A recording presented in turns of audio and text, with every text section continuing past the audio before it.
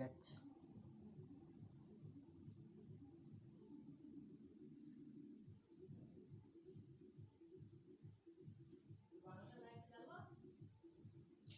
জালো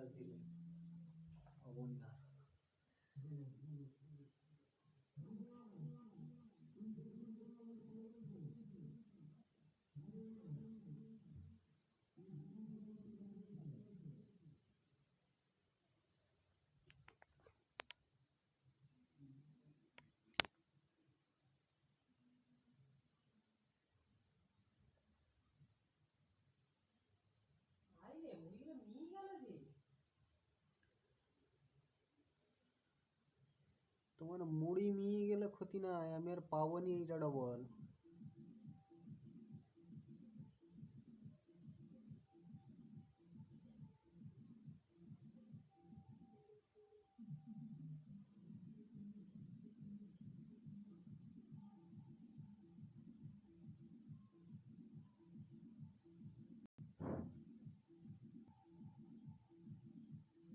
पली थी कॉकरोच की, याद है क्या था नाम जी कॉकरोच का?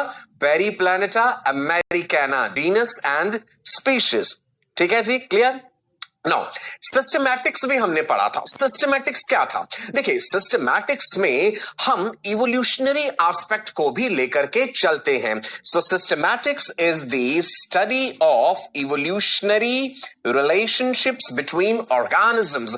अल्टीमेटली जितने भी ऑर्गेनिजम्स, ये मिलियंस ऑफ स्पीशीज आप अपने चारों तरफ देखते हैं, ये कैसे इवॉल्व हुए हैं, सबका आपस में क्या संबंध है, इनके क्या रिलेशनशिप्स हैं। जब हम उन रिलेशनशिप्स की स्टडी को भी इन्वॉल्व करते हैं, तब वो कहलाता है सिस्टमैटिक्स। जैसे आपने कोई स्पेसिमेन लिया, भाई किसी चीज को आप स्टडी करने जा रहे हैं, कोई प्लांट है या कोई एनिमल है, फंजाई है, उसका पहले तो टैक्सोनॉमिकल डिस्क्रिप्शन आप लेंगे, राइट? सो यही बात लिखे जी यहां पे, टैक्सोनॉमी यानी उसका डिस्क्रिप्शन। उसके बाद उसकी मॉर्फोलॉजी पता होनी चाहिए। भाई अगर आप वो कह रहे हैं कि वो कोई एनिमल है, सो उसकी क्या मॉर्फोलॉजी है, whether it is a tetrapod, वो 4 पैरों वाला जानवर है या वो उड़ने वाला बर्ड है।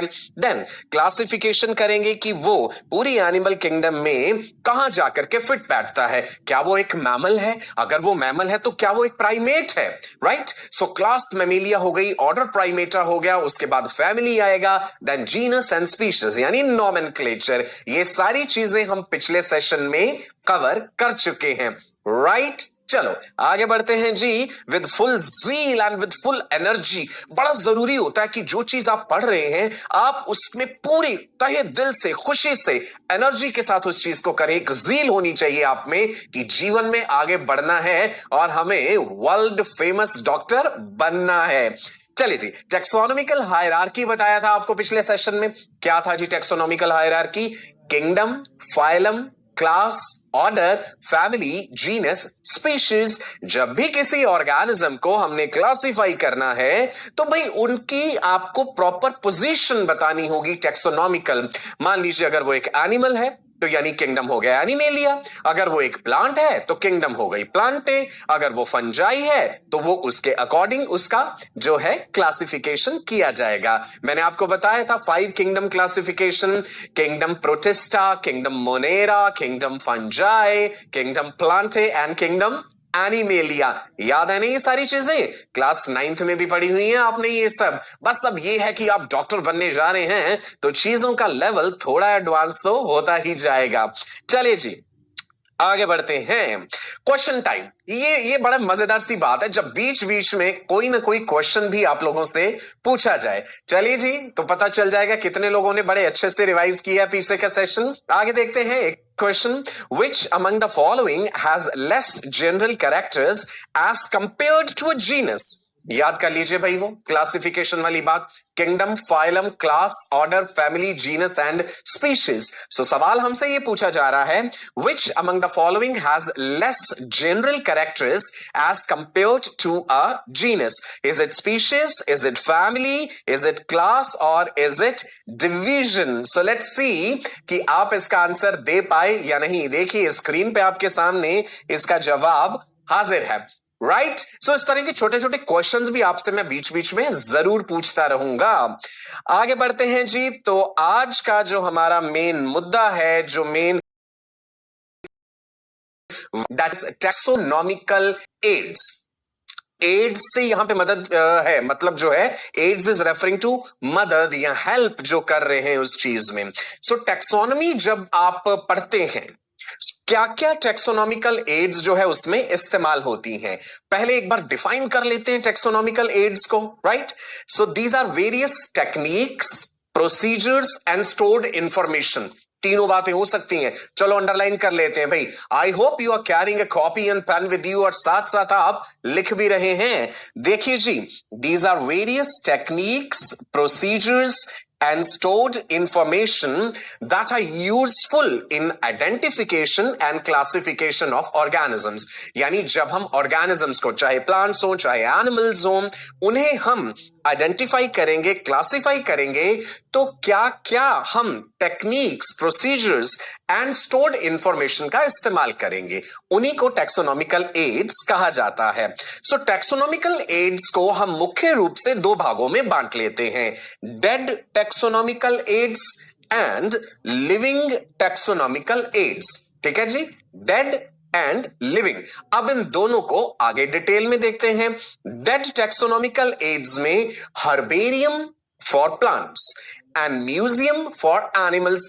आई होप आप लोगों ने अपने स्कूल में, कॉलेज में हर्बेरियम फाइल्स देखी होंगी। हर्बेरियम फाइल्स में क्या है, प्लांट्स को बड़े ही खूबसूरत तरीके से लगाया जाता है, उनकी डिस्क्रिप्शन भी होती है। आज हम ये जानेंगे कि किस प्रकार से हर्बेरियम फाइल्स बनाई जाती हैं और दुनिया के कुछ मशहूर, कुछ फेमस हर्बेरिया कौन कौन से हैं, उनके नाम भी याद करने पड़ेंगे आपको। ठीक है जी। सो टैक्सोनॉमिकल एड्स हमने कहा दो तरह की हैं, dead taxonomical ads and living taxonomical aids. Dead taxonomical aids में प्लांट्स के लिए, यदि आप पेड़ पौधों की बात कर रहे हैं, सो वो हो जाएंगे जी हर्बेरियम, और यदि आप एनिमल्स की बात कर रहे हैं तो वो हो जाएगा म्यूजियम। ठीक है जी, म्यूजियम भी कभी ना कभी जिंदगी में आपने जरूर विजिट किया होगा। राइट अगर हम लिविंग टैक्सोनॉमिकल एड्स की बात करें तो प्लांट्स के लिए हो गए बोटैनिकल गार्डन्स, एनिमल्स के लिए हो गए जूलॉजिकल पार्क्स। शायद कभी आप भी छुट्टियों में जूलॉजिकल पार्क्स घूमने गए होंगे। राइट बोटैनिकल गार्डन्स भी बहुत लोगों ने देखे होंगे, अगर नहीं देखे तो कभी न कभी जरूर देखिएगा। I am sure you are going to love nature at its best.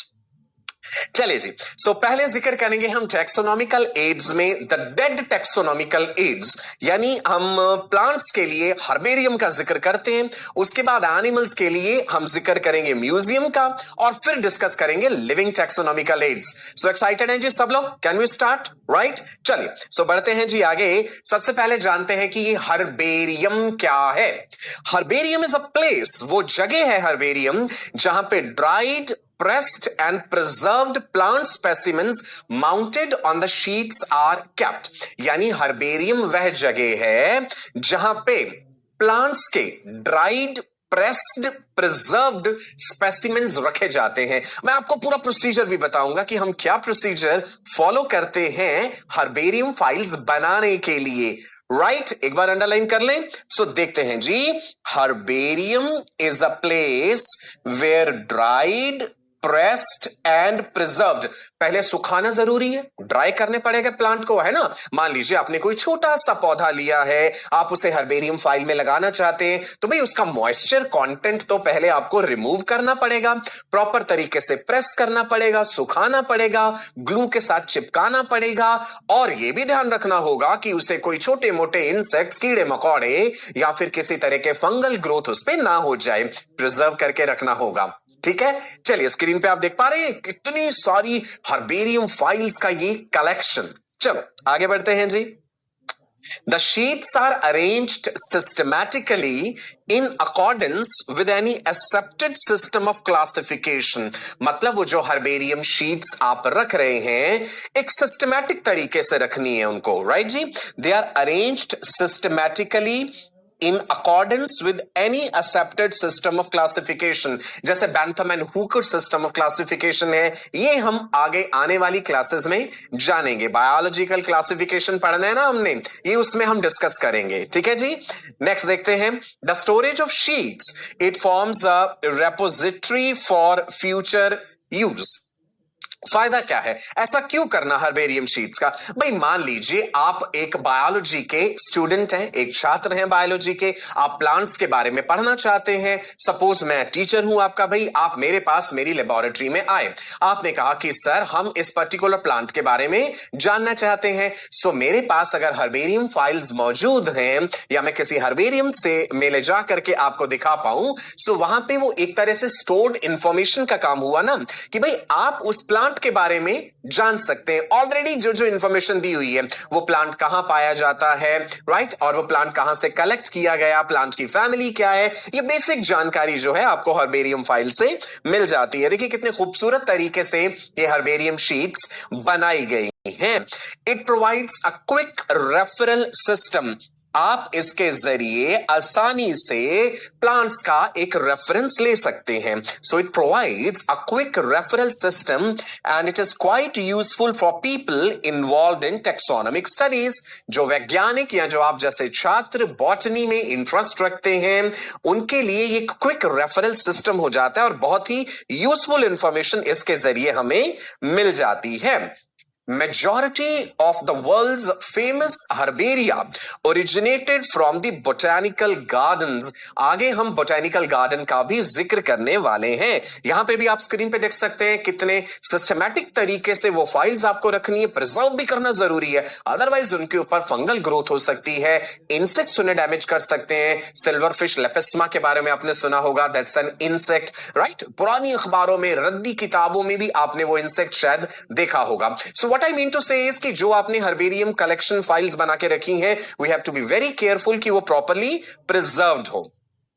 The first herbarium was set up at Pisa in Italy।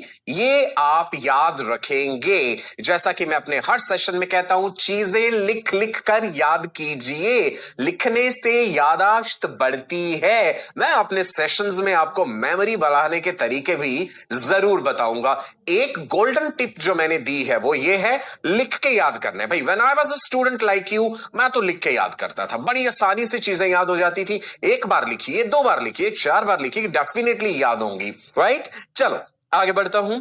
Equipments क्या क्या चाहिए हमें? अब देखिए हर्बेरियम फाइल जब हमें बनानी है, सो क्या होते हैं, मान लीजिए मैं आपका टीचर हूं, आप मेरे स्टूडेंट्स हैं, आप डिसाइड करते हैं कि भाई एक अच्छी सी हर्बेरियम फाइल बनानी है हमें। सो कहां से शुरुआत करेंगे? हमें एक डिगर एंड प्रूनिंग नाइफ चाहिए होगा, हमें सिकल विद लॉन्ग हैंडल चाहिए होगी। सिकल समझते ना, दराती जिसे कहते हैं, घास काटने वाली। वास्कुलम चाहिए, पॉलीथीन बैग्स चाहिए, मैगजीन्स या newspapers and blotting papers. Blotting papers आपने लेबोरेटरी में, स्कूल में जरूर देखे होंगे। सो हम करेंगे जी क्या, देखिए हमने इक्विपमेंट्स तो अपने पास इकट्ठे कर लिए, हमने लेबल्स ले लिए, ग्लू ले लिया, हर्बेरियम शीट्स ले ली, फील्ड नोटबुक ले लिया, then small transparent polythene bags जो है वो चाहिए होंगे। अब हम स्टेप बाय स्टेप देखते हैं कि किस तरह से हम हर्बेरियम का प्रिपरेशन करेंगे। Field visit and specimen collection. पहले तो हम एक अच्छी सी जगह डिसाइड कर लेंगे। मान लीजिए हमने कोई अपने घर के पास है, जिस एरिया में आप रहते हैं, अगर कोई बहुत बड़ा गार्डन है, ये बोटेनिकल गार्डन है, तो बहुत ही खूबसूरत बात है जी। अगर उतना बड़ा बोटेनिकल गार्डन नहीं है, छोटा भी है या कोई फील्ड भी है, वहां का विजिट भी चलेगा। सो हमने प्लान कर लिया जी कि हम एक पर्टिकुलर मौसम में, बिकॉज देखिए प्लांट्स के केस में क्या, फ्लावरिंग सीजन अलग हो सकता है, आपको हो सकता है अलग अलग मौसम में भी विजिट करनी पड़े वो चीज, ईयर के अलग अलग सीजन्स में, ताकि आप उस प्लांट के फ्रूट्स, आप उसके सीड्स, उसके लीव्स, उसके फ्लावर्स, इनके बारे में और बेहतर तरीके से जान सकें। सो field visit and specimen collection. Number 2 is pressing and drawing. Number 3 is mounting. Number 4 is labelling. Number 5 is preservation. Step by step सारी बातें बताने जा रहा हूं जी। बढ़ते हैं आगे। Field visit and specimen collection. So we will be selecting an area for the botanical excursion. आपके साथ एक पिकनिक भी हो जाएगी, घूमने का भी एक जो है हमें बहाना मिल जाएगा, साथ के साथ हमारी हर्बेरियम फाइल भी तैयार हो जाएगी। सो देखिए यहां पे दिखाया गया जी लाल बाग बोटेनिकल गार्डन। ये बता सकते हैं कि ये लाल बाग बोटेनिकल गार्डन्स कहां सिचुएटेड हैं? बताइए जी जल्दी से, देखते हैं आप में से कितने लोगों को ये बात पता है। जवाब देंगे आप साथ के साथ। लाल बाग बोटेनिकल गार्डन्स कहां सिचुएटेड हैं?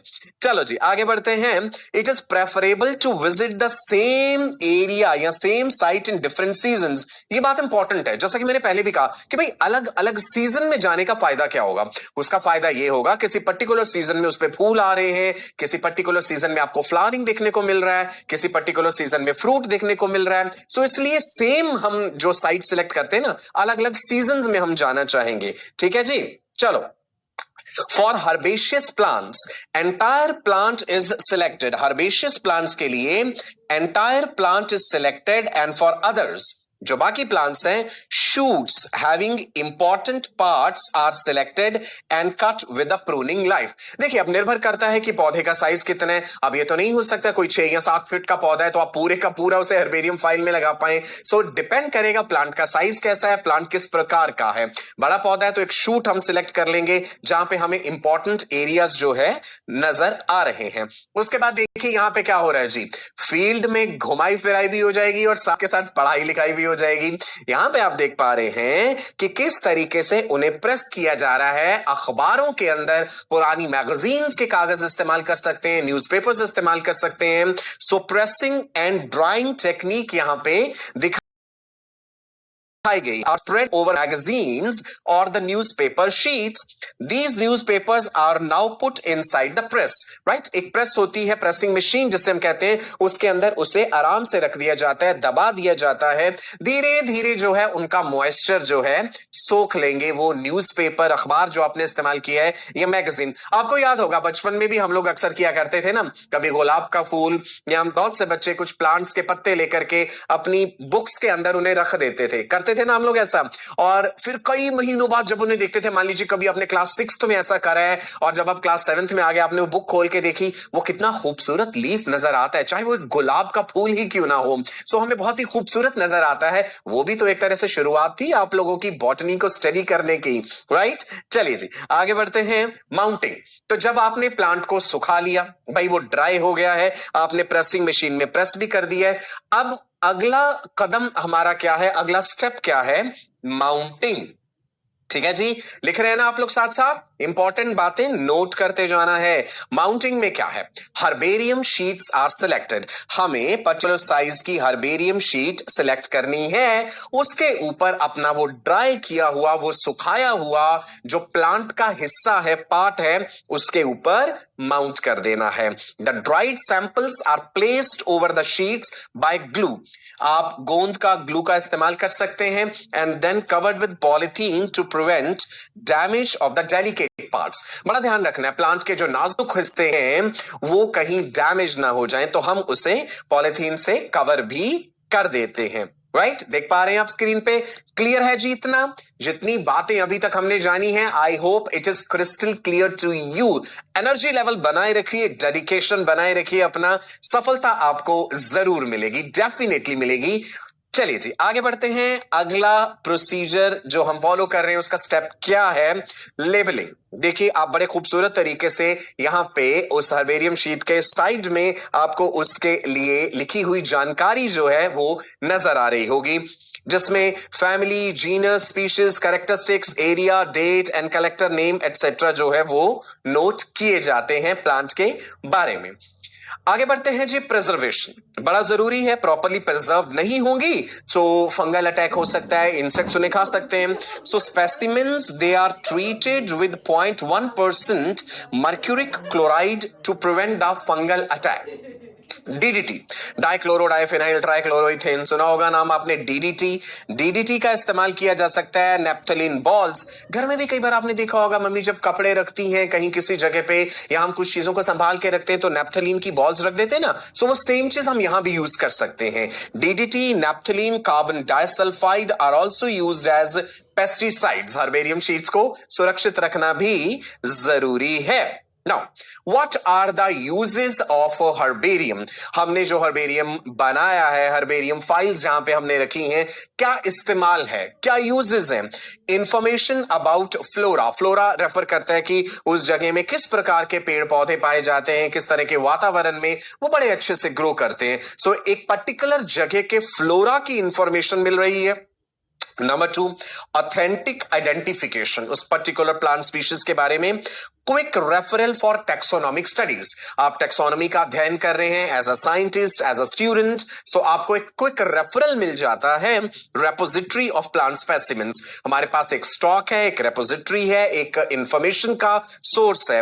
It also tells you about the ecology of the different places, अलग अलग जगहों में किस तरह का जो है वातावरण है, किस तरह का एनवायरमेंट है, क्लाइमेट है, इकोलॉजी कैसी है, जहां पे किस पर्टिकुलर तरह के प्लांट्स ग्रो कर पाते हैं। सो ये सब हर्बेरियम के यूजेस हैं।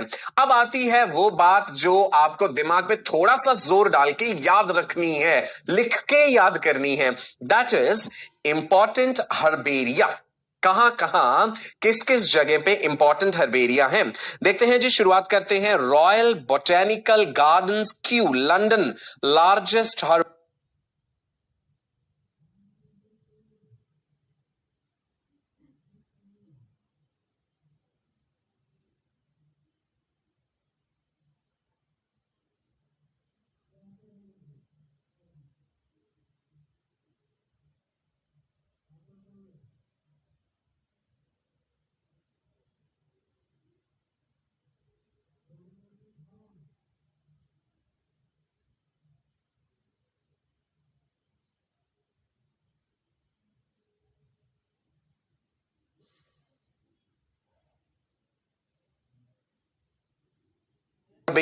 चलिए मैंने इसके आगे क्वेश्चन मार्क लगा दिया, क्वेश्चन लिख दिया ना, क्यू बना दिया मैंने, that means important. Medical entrance exams में क्वेश्चन पूछा जाता है that which is the largest herbarium in the world, that is in London, right? Royal botanical gardens.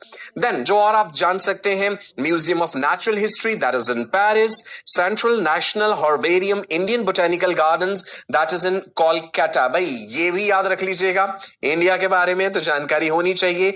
Madras herbarium, Coimbatore. Then herbarium of national botanical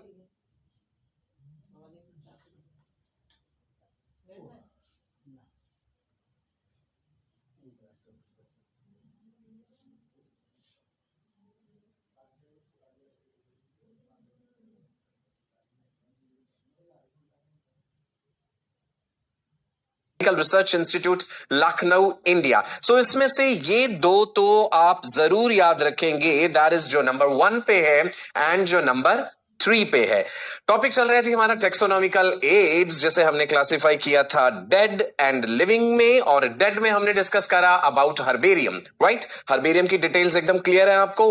अब हम discuss करने जा रहे हैं म्यूजियम्स के बारे में, museums which are for animals, और इसके बाद डिस्कस करेंगे botanical gardens and then zoological parks. चलो तो सबसे पहले समझते हैं कि ये म्यूजियम्स क्या है। आई एम श्योर आपको कभी ना कभी लाइफ में मौका जरूर मिला होगा म्यूजियम विजिट करने का, और अगर नहीं मिला तो जरूर विजिट कीजिएगा।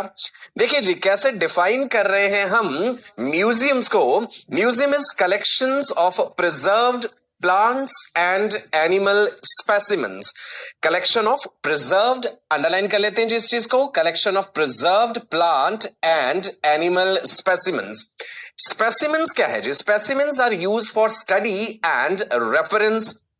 जर्नली म्यूजियम्स जो है they are set up in educational institutes, जैसे बड़े बड़े कॉलेजेस जो हैं या यूनिवर्सिटीज हैं वहां भी म्यूजियम्स होते हैं. दिल्ली यूनिवर्सिटी कभी आपको विजिट करने का मौका मिले, जुओलॉजी डिपार्टमेंट जो है वहां पे भी आप देखेंगे जुओलॉजी के लिए म्यूजियम है. राइट जी, चलो देखते हैं जी ऑब्जेक्टिव क्या है. The objective of preparing a museum is, objective से मतलब है जी हमारा कि क्या मकसद है. The objective of preparing a museum is to record information and preserve specimens for taxonomic studies. Taxonomic studies के लिए हम स्पेसिमेंस जो है उनको प्रिजर्व करके रखते हैं. अब एनिमल्स के केस में और प्लांट्स के केस में थोड़ा डिफरेंस आ जाएगा, उसको हम समझते हैं. बिकॉज एनिमल अगर किसी को किसी भी तरह के ऑर्गेनिज्म को, जैसे आप कह रहे हैं किंगडम एनिमेलिया का मेंबर है, उसे प्रिजर्व करके रखना है, तो टेक्निक थोड़ी सी डिफरेंट हो जाएगी प्लांट के कंपैरिजन में. देखते हैं जी, collection of preserve plants and animals for study and reference, ये तो हो गया जी हमारे म्यूजियम का objective. The specimens are preserved in containers and jars in preservative solutions. Preservative हमने प्लांट्स के लिए भी यूज किया था. Insects are preserved in insect boxes after collecting, killing and pinning. ये बड़ा खूबसूरत सा टास्क होता है जो स्टूडेंट्स आगे जाकर के एंटोमोलॉजी स्टडी करते हैं. Entomology is what? Study of insects. तो उन्हें एक प्रॉपर इंसेक्ट बॉक्स मेंटेन करना होता है. इंसेक्ट बॉक्स में आपको इंसेक्ट पहले कलेक्ट करने हैं और उन्हें प्रॉपरली पिनिंग करना है. It's a very interesting task. कभी आपको मौका लगे तो आप देखिएगा कभी गूगल पे भी इंसेक्ट बॉक्सेस कैसे दिखते हैं. Birds and mammals are usually stuffed and preserved. भाई ऑब्वियसली बर्ड जो है साइज में बड़े हैं. बर्ड्स को या मैमल, कोई मेमेलियन स्पीशीज अगर हमें प्रिजर्व करके रखना है सो प्रॉपर्ली हमें उसकी पहले स्टफिंग करनी पड़ेगी, ताकि बाहर की जो स्किन है, अगर मैमल है तो उसमें फर होगा, अगर बर्ड की बात कर रहे हैं तो उसमें फेदर्स होंगे, वो सब वेल मेंटेन्ड रखे जाते हैं म्यूजियम्स में और बहुत ही खूबसूरत लगते हैं. Museums also have collection of skeletons of animals. देखिए अगर हम वर्टिब्रेट्स की बात कर रहे हैं, वर्टिब्रेट्स में जैसे फिशेस हो गई, एम्फीबियंस, रेप्टाइल्स, बर्ड्स, मैमल्स, इनके स्केलेटन्स भी जो हैं प्रॉपर तरीके से म्यूजियम्स में रखे जाते हैं ताकि आपको सभी एनिमल्स की बोन्स के बारे में बेहतरीन जानकारी मिल सके. ठीक है जी, आगे बढ़ सकते हैं. चलो जी नेक्स्ट देखते हैं advantages of museums. The collection of specimens helps in gathering the first-hand information about habitat, soil and organisms of that particular area. जो हमने specimens collect करे हैं, obviously उनके बारे में जो जानकारी है वो भी रखी जाएगी. So एक quick referral ये method भी हो जाता है जब आप taxonomy study करते हैं.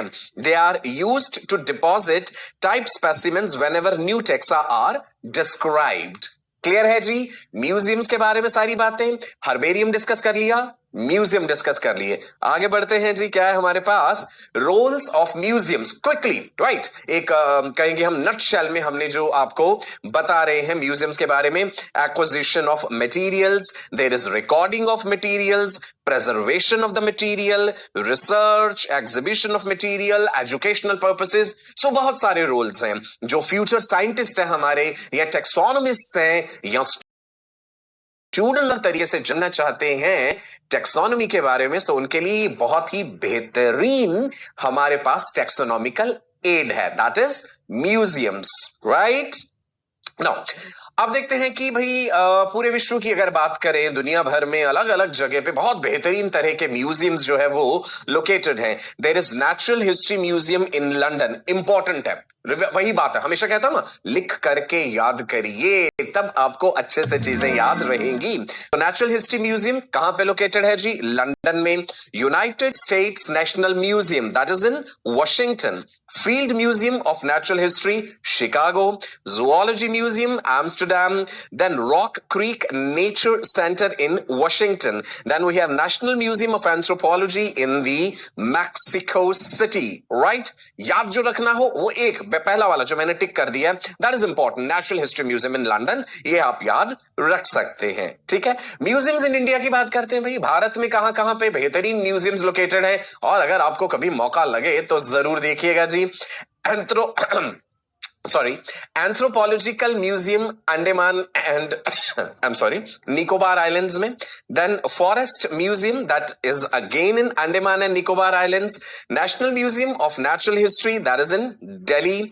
Prince of Wales Museum, that is in Mumbai. Maharaja Sawai Man Singh Museum, that is in Jaipur. And Indian Museum, which is in Kolkata. आप में से जो कोलकाता को बिलोंग करते हैं या जो दिल्ली वाले बच्चे हैं हमारे, उन्होंने जरूर ये म्यूजियम्स देखे होंगे. ओके, चलो आगे बढ़ते हैं जी. सफर पे आपको आगे लिए चलते हैं. देखिए कितने खूबसूरत तरीके से आपको ये स्पेसिमेंस नजर आ रहे हैं. इंसेक्ट बॉक्स का मैंने जिक्र किया था, इधर देखिए कितने ब्यूटीफुल इंसेक्ट्स हैं. याद रखिएगा जी, insecta is the largest class in phylum arthropoda. Insects की इतनी ज्यादा स्पीशीज हैं. There is a separate branch of biology, entomology, which is dedicated to the study of insects. और उसके आगे आप देखेंगे एक ब्यूटीफुल मैमल को स्टफ करके म्यूजियम में रखा गया है.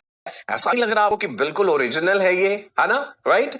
चलिए उसके बाद स्केलेटन्स का मैंने जिक्र किया था कि म्यूजियम्स में स्केलेटन्स भी रखे जाते हैं ताकि आप जैसे बच्चे उन्हें स्टडी कर सकें. टैक्सोनॉमिकल एड्स को आगे बढ़ाते हैं और जानकारी लेते हैं जी बोटैनिकल गार्डन्स के बारे में. सो टैक्सोनॉमिकल एड्स अगेन रिवाइज कर लेते हैं भाई quickly. Dead and living. Dead में प्लांट्स के लिए हर्बेरियम और डेड में एनिमल्स के लिए museum.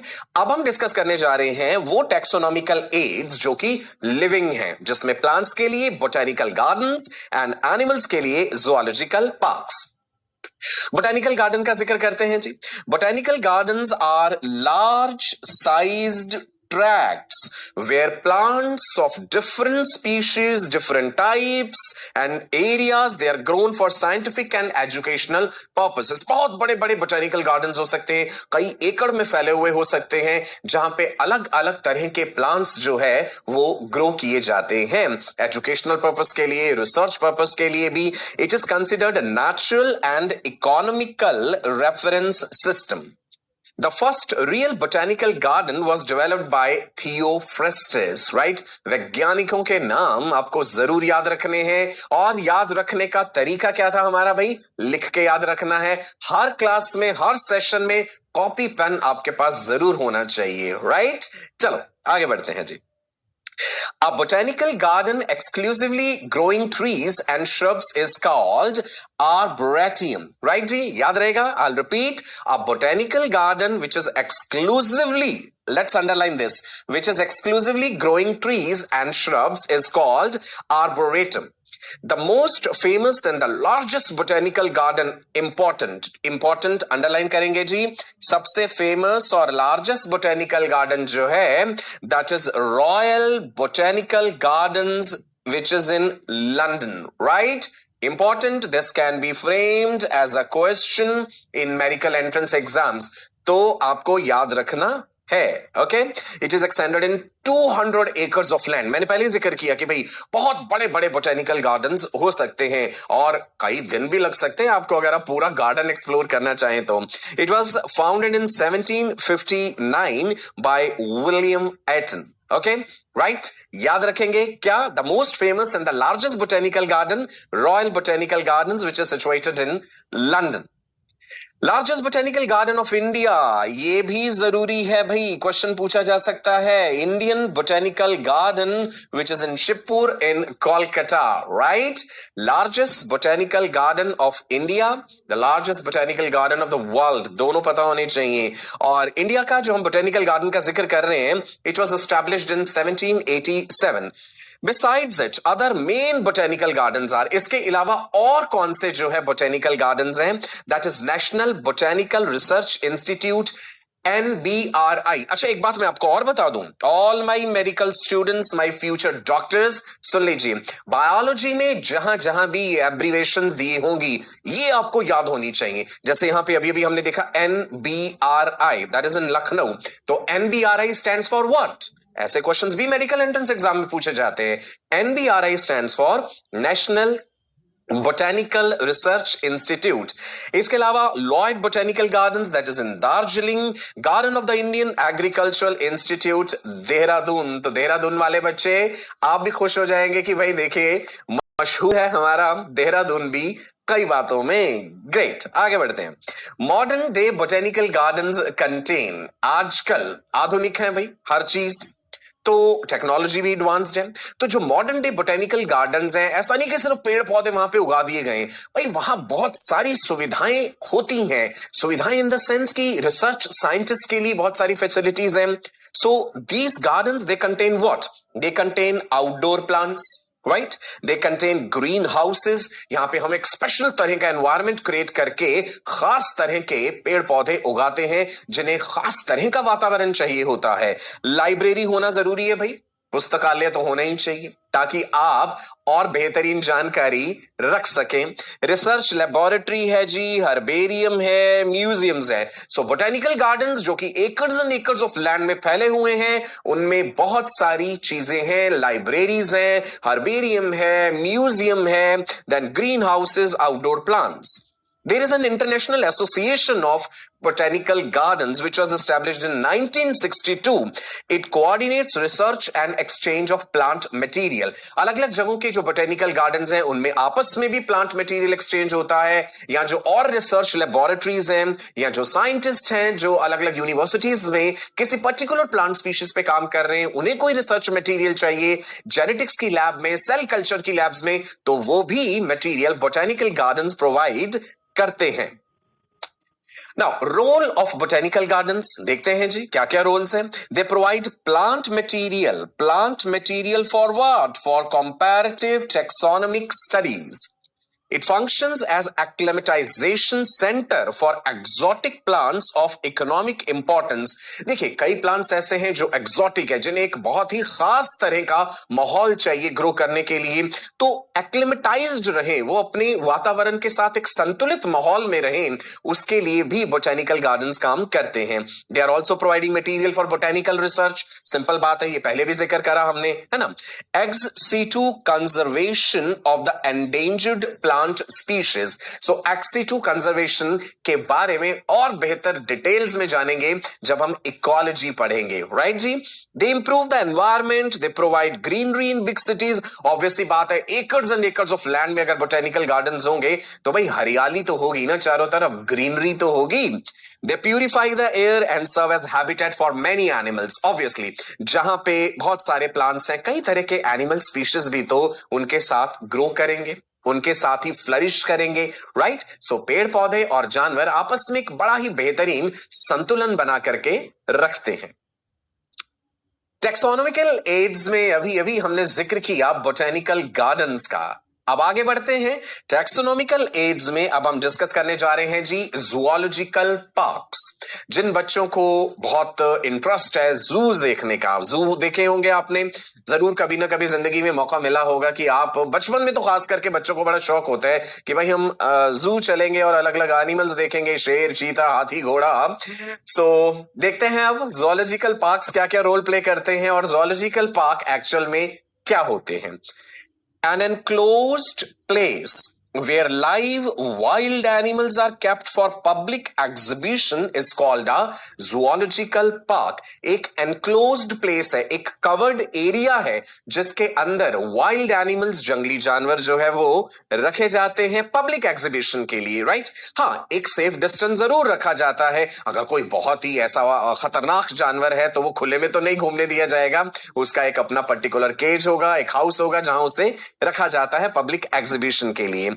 Zoological parks they provide more natural environment। देखिए हर जानवर अपने प्राकृतिक माहौल में रहना ज्यादा पसंद करता है, तो उनको वही बेहतर मोर एनवायरमेंट जो है वो प्रोवाइड कराया जाता है। The scientific purpose of the zoo zoo का साइंटिफिक पर्पस क्या है?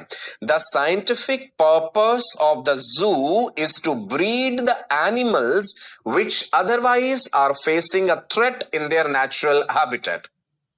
आप इस बात से सहमत होंगे कि भाई जितनी एडवांसमेंट होती जा रही है हर तरफ से, स्वाभाविक सी बात है जो एनिमल्स का अपना नेचुरल हैबिटेट है, ह्यूमंस कहीं ना कहीं उनमें एनक्रोच करते जा रहे हैं। तो यह जरूरी हो जाता है कि हमें उन जानवरों को सुरक्षित माहौल में, सुरक्षित जगह पे रखना है। तो जू ये कार्य करते हैं। I will repeat this point. The scientific purpose of the zoo is to breed the animals which otherwise are facing a threat, जिन्हें अपने नेचुरल एनवायरमेंट में खतरा है। और खतरा किससे है? ह्यूमन से। क्या आप जानते हैं most dangerous species on this planet humans. सभी जानवरों के लिए, वातावरण के लिए, पेड़ पौधों के लिए हमसे बड़ा खतरा नहीं है कोई। तो जिम्मेदारी हमारी भी बनती है कि हम अपने एनवायरमेंट को, मदर नेचर को एक लिमिट तक ही एक्सप्लॉइट करें। जब भी एक्सप्लॉइटेशन लिमिट्स क्रॉस करता है, the mother nature takes revenge. ये आप आगे आने वाली क्लासेस में पढ़ेंगे। ठीक है जी, चलो आगे बढ़ते हैं। Due to developmental activities, they are facing problems of poaching and habitat destruction. Obvious सी बात है, इलीगल तरीके से जानवरों का शिकार किया जाता है, उनका हैबिटेट जो है वो डिस्ट्रॉय किया जा रहा है। Information about common names and scientific name is also displayed in the zoological park. जिस भी पर्टिकुलर एनिमल के बारे में आप पढ़ना जा रहे हैं, आप जिस एनिमल को देख रहे हैं उसका जो नाम है, साइंटिफिक नेम एंड उसका कॉमन नेम वहां पे डिस्प्लेड होता है। Places where wild animals are kept in protected environment under human care are called zoological parks. तो एक नटशेल में हमने zoological parks के बारे में ये जाना कि ऐसी enclosed place, एक covered, एक सुरक्षित, एक protected जगह जहां पे अलग अलग तरह के जानवरों को उनके natural habitat में रखा जाता है ताकि वो नेचर के करीब अपने आप को महसूस करें और उन्हें प्रोटेक्टेड रखा जाता है। उनका रख रखाव, उनकी देखभाल, उनका भोजन, पानी, ब्रीडिंग, हर चीज का ख्याल रखा जाता है। What are the different roles of zoological parks? Food habit and behaviour of the animal is studied. जब आप एक एनिमल को उसके नेचुरल हैबिटेट में खुले में छोड़ देते हैं, तभी वो एनिमल जो अपना एक्चुअल बिहेवियर है वो डिस्प्ले करता है। यदि आप किसी एनिमल का बिहेवियर स्टडी करना चाहते हैं सो आपको उसे उसका नेचुरल एनवायरनमेंट देना पड़ेगा। सो उनका फूड हैबिट, खाने पीने की उनकी क्या आदतें हैं, किस तरह का माहौल उन्हें पसंद है, उस पर्टिकुलर स्पीशीज के मेल एंड फीमेल आपस में कैसा बर्ताव करते हैं, कैसे बिहेव करते हैं, ये सब चीजें भी स्टडी करी जाती हैं। Study of the live animal types and their behaviour. Source of tourist attraction, बड़ी इंपॉर्टेंट बात है भाई। ऑब्वियस है, जहां पे बहुत बड़े बड़े जोलॉजिकल पार्क्स होंगे और बच्चे तो खास करके बड़े आकर्षित होते हैं जोलॉजिकल पार्क से, तो एक टूरिस्ट अट्रैक्शन की जगह भी ये बनते हैं। Ex situ conservation through captive breeding of the endangered animals। जो एनिमल्स endangered species हैं, जो endangered घोषित कर दिए गए हैं, आप जानेंगे इनके बारे में भी। vulnerable species क्या है, endangered species क्या है। सो उनको एक प्रोटेक्टेड माहौल में रखना है, उनका ex situ conservation through captive breeding। एक पर्टिकुलर स्पीशीज के मेल और फीमेल को ब्रीड कराया जाएगा। आगे देखते हैं जी रोल ऑफ जोलॉजिकल पार्क्स में। Wild animals are kept in protected environment under human care. भाई जानवरों में कोई ना कोई बीमारी भी फैल सकती है, उस चीज का भी ध्यान रखा जाएगा। Food habitats and behaviour of the animal is studied. ये पॉइंट हम ऑलरेडी डिस्कस कर चुके हैं। The animals are provided with their natural living conditions. Zoological parks ये सभी रोल प्ले करते हैं। और अब आ गया जी हमारे पास फिर से क्वेश्चन टाइम। बीच बीच में क्वेश्चंस जो मैं पूछता हूं, आई होप आप में ये एक एक्साइटमेंट पैदा करते हैं कि साथ के साथ लेक्चर को हमने सुनते हुए, लाइव सुनते हुए कितनी चीजें समझी हैं और समझने के बाद उस इंफॉर्मेशन को हम कितना क्विकली रिप्रोड्यूस कर सकते हैं। तो क्वेश्चन टाइम में देखते हैं जी क्या हमारे पास। Snake house is to zoological park देखिए ध्यान से जी, अगर हम स्नेक हाउस की बात करें, that is related to zoological park in the same way as fernery is related to what?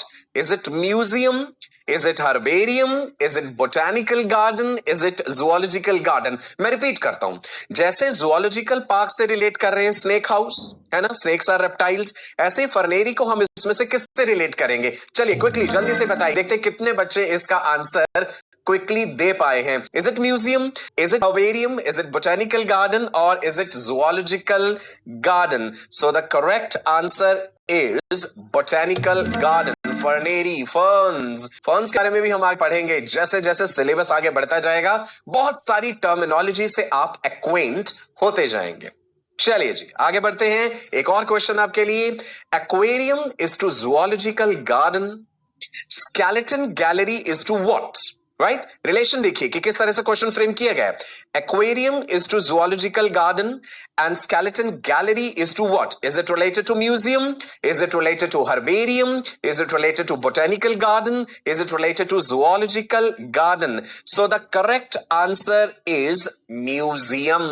Right, इसी तरह के आपके पास जो है ऑब्जेक्टिव क्वेश्चंस आते हैं मेडिकल एंट्रेंस एग्जाम्स में, एक क्वेश्चन 4 ऑप्शंस, बस बड़े धैर्य के साथ और साथ के साथ एक कॉन्फिडेंस वो भी होना चाहिए कि भाई हम आंसर मार्क कर लेंगे। जल्दबाजी भी नहीं करनी होती, कई बार बच्चे गड़बड़ कर जाते हैं, भाई ये क्वेश्चन तो बड़ा आसान है हमें आता है, और जैसे ही आपने जो है सर्कल डार्क करा, जो आपकी ओमर शीट होती है जिसमें आपको आंसर जो है मार्क करना होता है, वहां गड़बड़ कर जाते हैं। ऐसा नहीं करना है, राइट? बहुत ही बैलेंस्ड अप्रोच लगानी होती है मेडिकल एंट्रेंस एग्जाम्स को प्रॉपर तरीके से सॉल्व करने में और एक अच्छा रैंक लेने में। सिर्फ ये जरूरी नहीं है कि हमें नीट क्लियर करना है, भाई हमें नीट में एक बहुत बेहतर रैंक लेकर के आना है ताकि इंडिया के बेहतरीन मेडिकल कॉलेज से हम अपनी एमबीबीएस की पढ़ाई कर सकें, राइट? इसी तरह की और भी मोटिवेशनल बातें बताता रहूंगा आपको, रेगुलरिटी जरूर बनाए रखिएगा। चलिए जी आगे बढ़ते हैं, बहुत सारी टैक्सोनॉमिकल एड्स हम पढ़ चुके हैं, लिविंग में और डेड में हर्बेरियम के बारे में जाना, म्यूजियम के बारे में जाना, बोटेनिकल गार्डन्स के बारे में जाना और जूलॉजिकल पार्क्स के बारे में। अब देखते हैं इनके अलावा और क्या क्या टैक्सोनॉमिकल एड्स होते हैं। सो अदर टैक्सोनॉमिकल एड्स में हमारे पास हैं keys, there is monographs, manual, flora, catalogues and publications, right? फिर से रिपीट कर लेते हैं, कंप्लीट लिस्ट है हमारे पास अदर टैक्सोनॉमिकल एड्स, राइट? यानी herbarium, museum,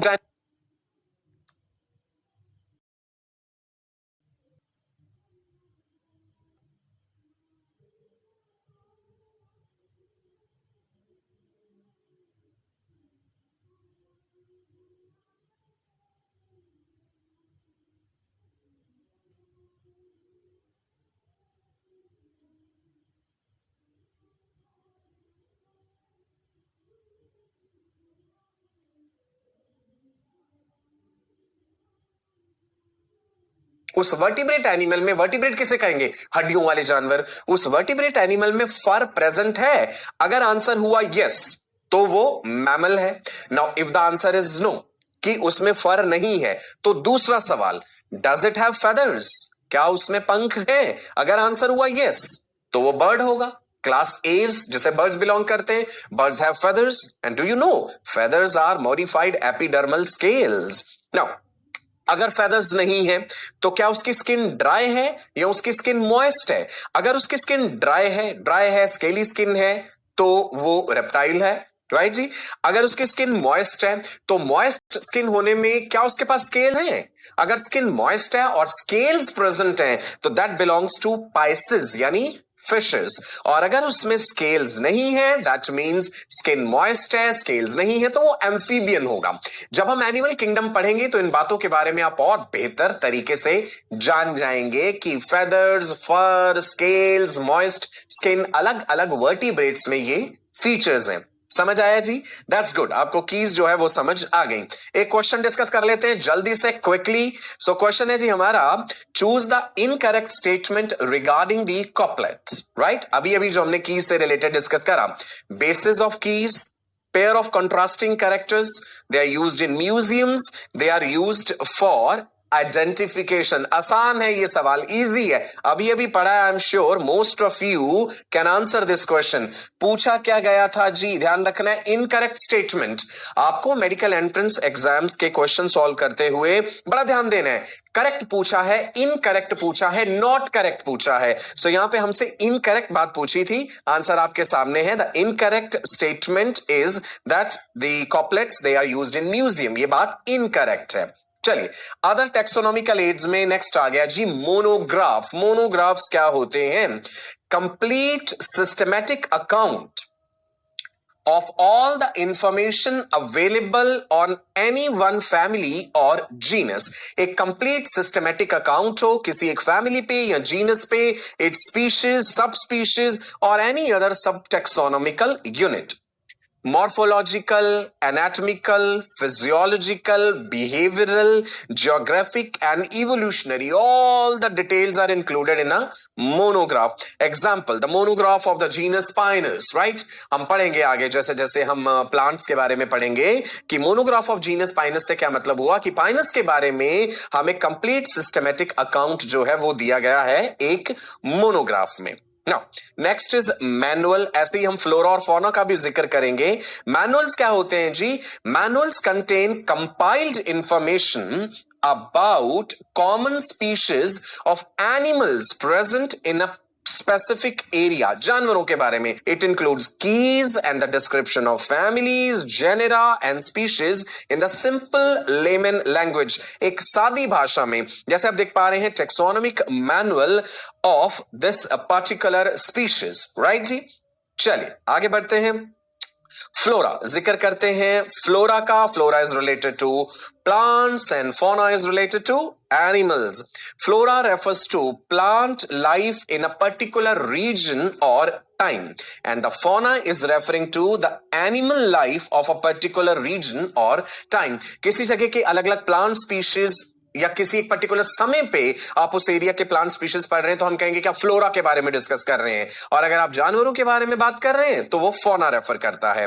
it defines the habitat and distribution of various organisms in an area. Habitat and distribution of various organisms in that particular area.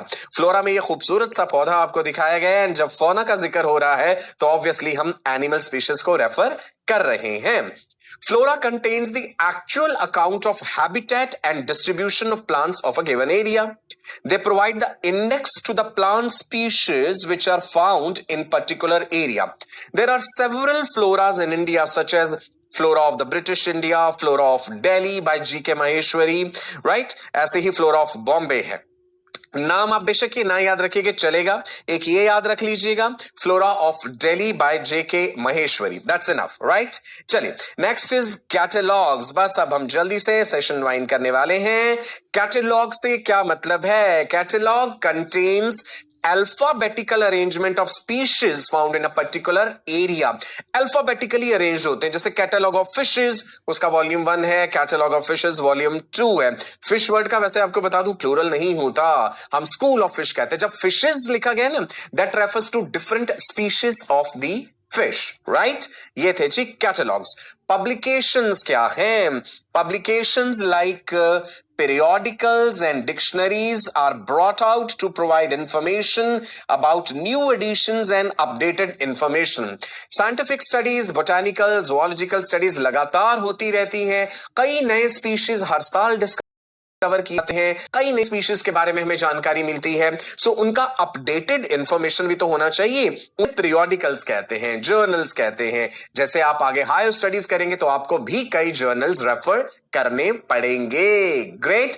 So I hope you have enjoyed this session. General बातें थी कुछ, कहीं कहीं कुछ particular terminology भी थी, जिसे याद रखने का तरीका भी मैंने आपको बताया। इसी तरह से हम आगे बढ़ते रहेंगे और ये सुहाना सफर हमारा चलता रहेगा और बीच बीच में क्वेश्चन टाइम भी आता रहेगा। सो सेशन एंड करने से पहले एक क्वेश्चन हम और डिस्कस कर लेते हैं जी। Index of plant species of a particular area can be found in keys, botanical garden, manual या फिर flora, and the answer because it is referring to plant species, right जी? तो प्लांट स्पीशीज के लिए आंसर आप जानते हैं, that is flora. ठीक है जी। चलिए, so I hope you have enjoyed this session और एनर्जी लेवल एंड तक आपका बना रहा।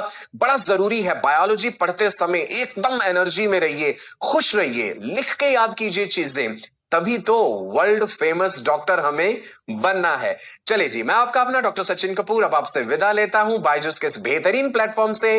नमस्कार, bye bye, God bless you.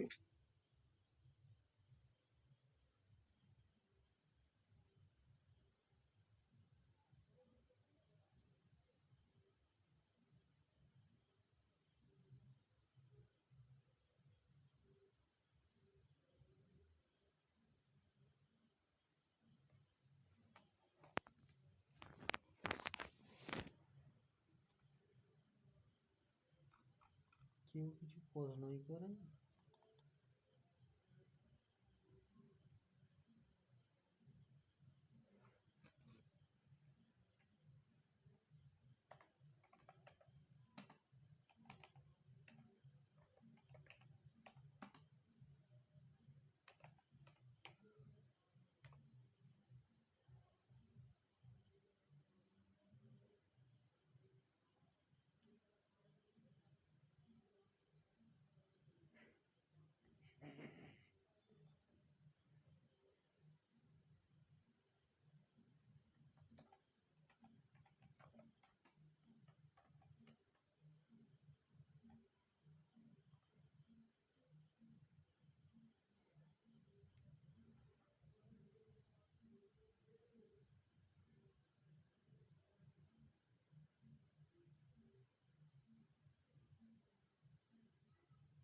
আর কি শালাকে